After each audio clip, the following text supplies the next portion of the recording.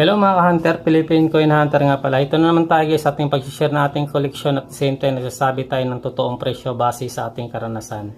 So balik tayo dito sa ating tatalakay na barya. Ito yung 5 piso na ang bagong lipunan series na may taong 1980. So dito sa coin na to guys, sa ganitong kondisyon na UNC, napakaganda ng kondisyon.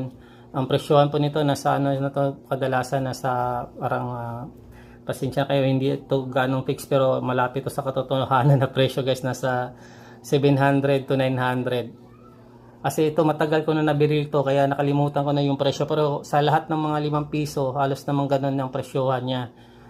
Maliban dun sa 1977 na napakamahal na umaabot na ng 3,000 ang isa sa 1977, tapos yung iba nagre-range na lang siya ng 500 to 1,000. Ayan, balik tayo dito sa ano na to guys, sa coin na to 1980, napakaganda ng kondisyon, nakailang upgrade din ako dito bago natin nakuha yung ganito.